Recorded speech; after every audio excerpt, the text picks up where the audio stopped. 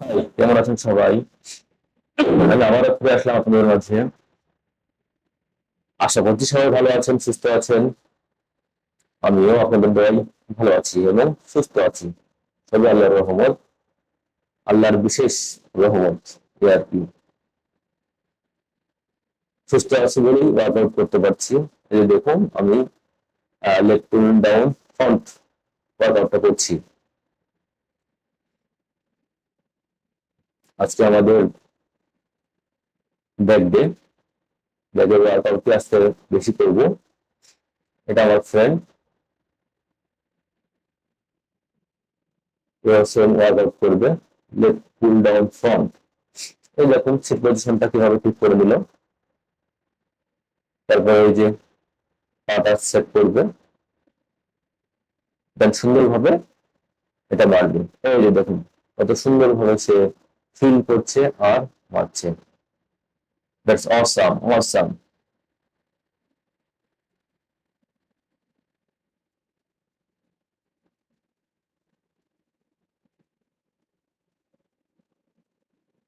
Workout করি নিজে সুস্থ থাকার জন্য, বডি বিল্ডার হওয়ার জন্য না। সো কেউ মাইন্ড করবেন না, মাইন্ডে নেবেন না। আশা করছি সবাই সহযোগিতা করবেন। এই আর কি।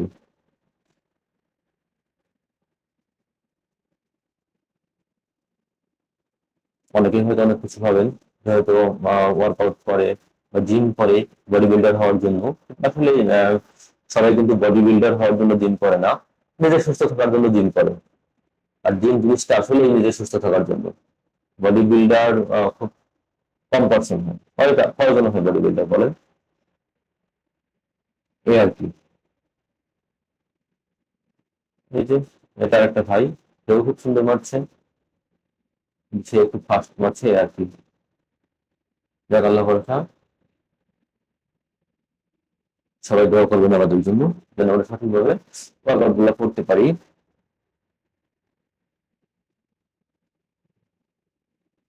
জিম মানেই লোহা লাগতো, চারিদিকে শুধু লোহা আর লোহা। মজার বিষয় সেটাই।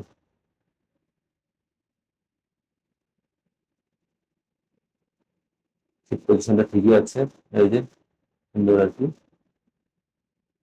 মেন কথা প্রচন্ড ওয়েট নেওয়া আছে, এই জন্য মানে স্লো মারা যাচ্ছে না, প্রচন্ড ওয়েটের কারণে। ওইটা তো আপনাদের দেখানো হয় না। এবার সময় ওয়েটটা আমরা নেক্সট টাইম আপনাদের দেখাবো যে কতগুলো ওয়েট থাকে আর কি।